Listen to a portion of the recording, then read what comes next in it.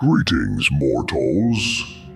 Every so often, someone steps off the map, not by accident, but by choice. They follow a sound, a shape, a feeling, into places no one should go. And when they vanish, all that's left behind is a question. What did they find, and why didn't they come back?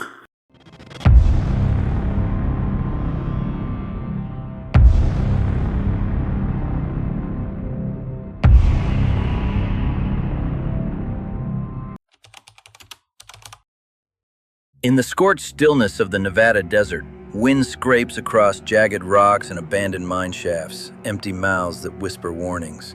Heat blurs the horizon, making the edges of reality shimmer and warp. It's a place that swallows people, not just their bodies, but their stories, their intentions, their final steps.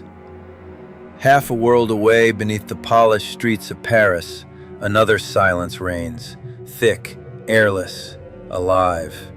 Beneath the cafes and cathedrals, hundreds of miles of forbidden catacombs twist in darkness. Walls built from bones, skulls stacked like bricks. The remains of 6 million lives, buried together, yet utterly alone. These two landscapes couldn't be more different.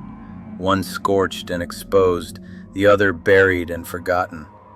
But they share one grim truth. Both are places where people go missing. People who go looking for something. This is the story of two men, two explorers, drawn by curiosity and obsession. One lost in the dust, one lost in the bones. Kenny Veach was a solo adventurer, part thrill seeker, part philosopher. He hiked alone into the wilds of Nevada, searching abandoned mines and recording his journeys for his small but devoted YouTube audience. But in one video, he mentioned something strange, a cave that vibrated, that made his body hum with fear. He said the closer he got, the more it felt wrong. Viewers dared him to return. He did. He never came back. The other man remains a mystery.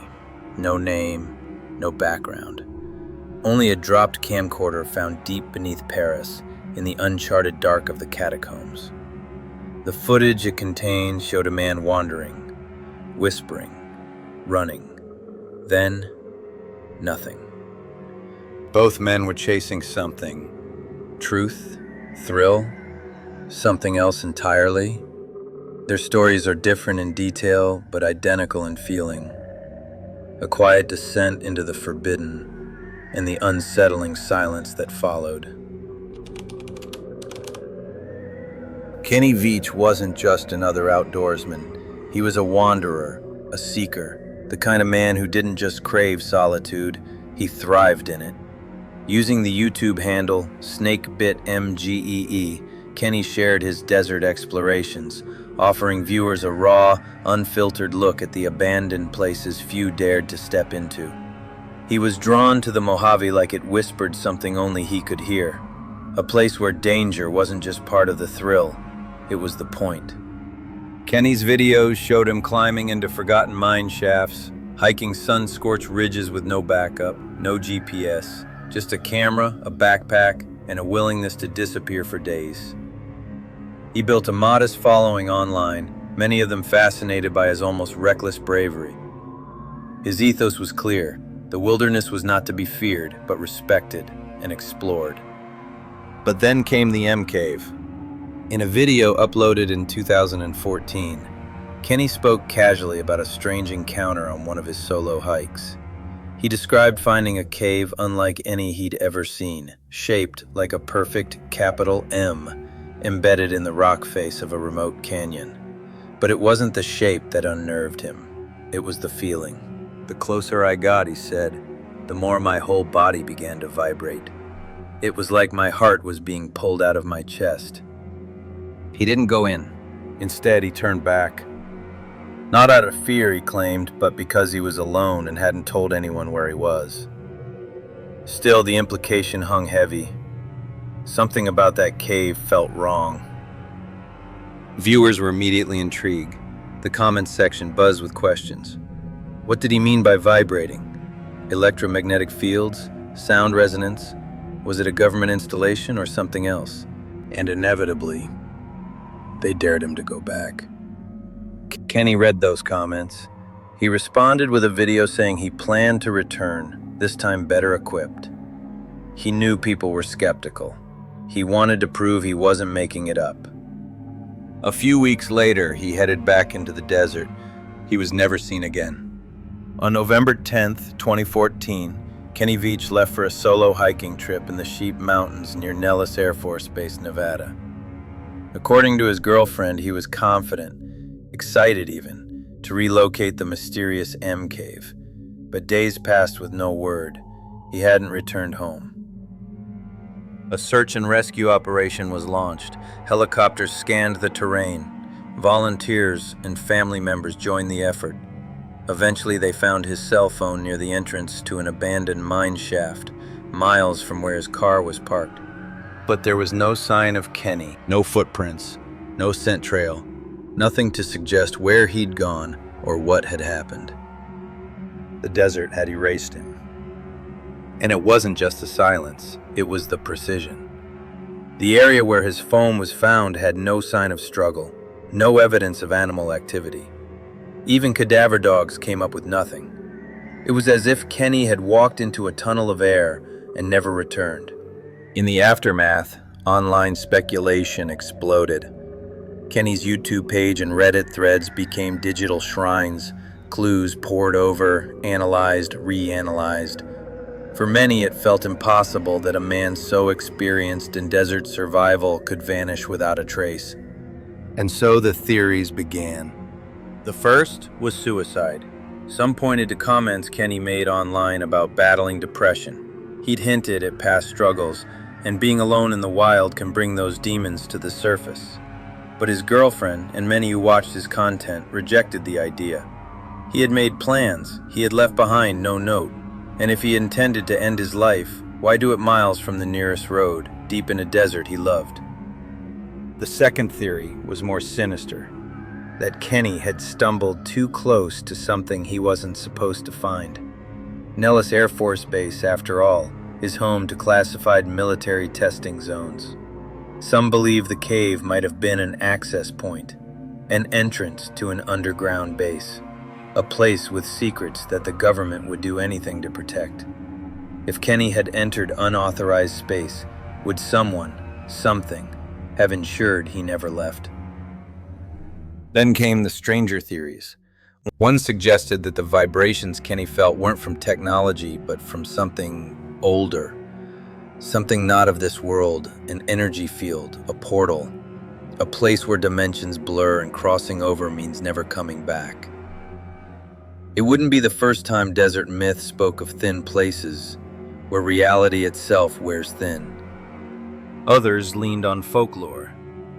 Native legends speak of spirits in the desert, of watchers who guard forbidden places, shapeshifters, mimics, protectors of sacred land. Some Reddit users even proposed the cave was alive, that it mimicked what Kenny wanted to find, only to consume him when he returned. And there were strangers still, people who claim Kenny never existed at all, that he was part of an elaborate viral marketing campaign, that the videos were staged. But then why would the authorities conduct real searches? Why would his family grieve? There was no proof for any of it, but there was also no body. And that absence of evidence, of closure, only deepened the unease. People have since retraced Kenny's steps, some even attempting to find the M Cave themselves. One YouTuber claims to have found a cave matching the description, but said it didn't feel right and quickly left. Others say it never existed, that Kenny imagined it, that he lied. His original video, the one where he described the vibrations, has become a kind of digital campfire where people gather to share theories, to wonder what really happened out there. Some dissect his tone, looking for hidden meanings. Others scan the background for signs, shadows, movement, patterns in the rocks. What remains are fragments, Kenny's own clips of barren landscapes, tight crawl spaces, nervous laughter in the face of real danger, satellite imagery of the rugged terrain showing just how vast and deadly the Nevada wilderness can be, and threads of online obsession where creepypasta blurs with real tragedy. In time, Kenny Veach became something else. Not just a man, but a symbol, a digital ghost wandering the algorithm. His videos continue to be watched, dissected, even mimicked. His face appears in thumbnails, next to phrases like "missing in the desert," "unsolved," and "creepiest disappearances ever recorded." Each click brings him further from the person he was and closer to legend. And legends don't need answers. They just need believers. Some internet users have even tried to decode his last known movements by analyzing sun angles in his videos, comparing shadows to timestamps, guessing at GPS coordinates based on the angles surrounding cliffs. A few have gone into the desert with printed maps, coordinates, and GoPros retracing his steps, but they all come back aniline. The land that took Kenny doesn't give second chances. Even in the broader world of missing hiker cases, his is different. Not just for how little was found, but for the strange layer of mythology that clings to it. The M Cave isn't on any map. No one has definitively shown it exists, but everyone seems to know what it looks like and what it might do. Psychologists who have reviewed the case talk about the concept of liminality, how isolated, untouched spaces can cause psychological dissociation, even hallucinations. The Mojave has a history of high strangeness, unexplained lights, missing persons, audio phenomena. Kenny could have simply succumbed to heat stroke or dehydration, but if so, why no trace? As time passes, new theories emerge. AI-enhanced images of his last video, audio filters that supposedly reveal whispered voices, deep dives into the region's mining history, searching for forbidden shafts or lost entrances. The deeper people dig, the more lost they seem to become. In the end, we're left with a haunting truth. Kenny Veach's last steps were his most honest, into the unknown, into something we weren't meant to understand. His voice still echoes from old footage, calm, curious, alive. But his story ends in silence. Or maybe it never ends at all. Both were men who walked too far. One into dust, one into bones. The Mojave Desert is wide and open, its silence pierced by heat and wind. Kenny Veach vanished there, surrounded by endless sky and dry stone. But his story is not unique in its shape, only in its silence. He followed something invisible, and when he reached it, it consumed him. Now we shift. From the exposed glare of the desert sun to the smothering cold of underground Paris, a place where light dies quickly and sound seems to echo from somewhere else. A maze of death, history, and secrets, hidden beneath one of the most beautiful cities in the world. The Paris Catacombs were built to store the bones of the dead, but they become something else entirely. A playground for explorers, a canvas for urban legends, a tomb with no door. It's here, deep beneath the earth, that another mystery waits. In both cases, it began with curiosity. But the deeper they went, the more they lost, until finally they lost themselves. The man in the desert walked into a cave that vibrated with something unspoken. The man beneath Paris, he just kept walking, until the silence overtook him too. Beneath the elegant boulevards and glowing cafes of Paris lies a second city, one carved from limestone and shadow. It's a place the tourists rarely see, a place of bones. The Paris Catacombs stretch over 200 miles beneath the city, a vast labyrinth of tunnels, chambers, and burial walls stacked with the remains of over 6 million people. Built in the late 18th century to solve the crisis of overflowing cemeteries, they quickly became more than a solution. They became legend. Inside, time bends, sound vanishes. The air is thick, humid, and unmoving. Some say the catacombs are haunted. Others say they are alive. Official tours show only a tiny portion of what exists. The rest, called the off-limits catacombs, have been explored for decades by a subculture known as cataphiles. Urban explorers who slip past barriers and vanish into the dark for hours, sometimes days.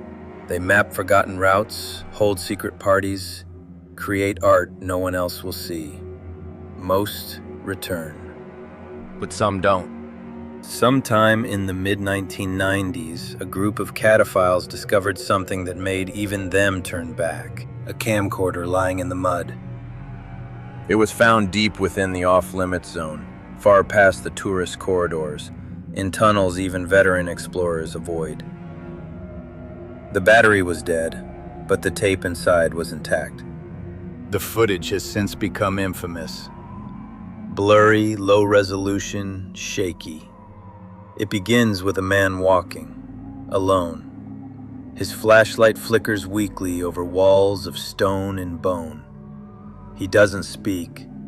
The sound of his breath is the only constant. At first, the footage seems uneventful. The man explores slowly, passing graffiti, walls etched with names, skulls stacked like bricks.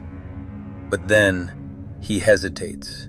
His breathing changes. He turns corners at random. His pace quickens. Then he runs. Down a tunnel, around a bend. The camera swings wildly. His breathing is ragged now. Fear has replaced curiosity. There are no words, just panic. And then, the camera drops. It lands sideways, half submerged in water. Footsteps echo as the man disappears into the dark, deeper and deeper, until even the echoes are gone. He was never identified. And he was never found. To this day, no one knows who he was. The footage has been analyzed, enhanced, and debated endlessly online. Some claim to see shadows, movement in the distance. Others say it's simply the disorientation of the tunnels. But experts in cave psychology point out signs of extreme anxiety. Labored breathing, disorganized motion, rapid disassociation, the kind of fear that collapses reason. Theories formed quickly. The most grounded explanation is simple. The man got lost. The catacombs are disorienting. Many passageways look identical, without a guide or string line used by most cataphiles to mark their path. It's easy to panic. In that state, even experienced explorers can lose their bearings. One tunnel leads to another, and then it's too late. But then there's the second theory, that he wasn't alone.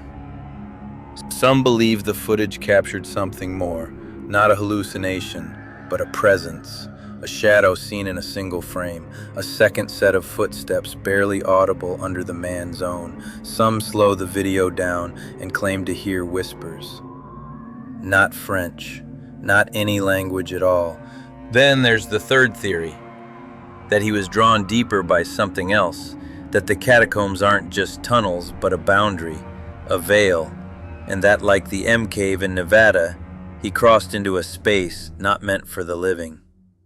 An echo zone, a spiritual trap, where sound repeats but never returns. What makes this case even stranger is that the footage was never officially released by police. It leaked years later. A grainy VHS dub, but the tape itself, original, untouched, vanished from the record. Some say it was lost, others that it was taken.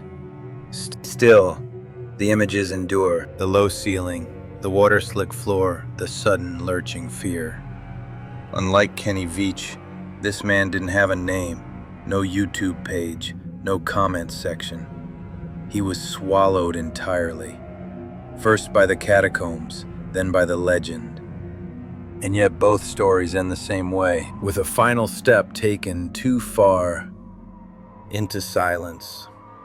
To understand what might have happened to him, you have to understand the catacombs themselves.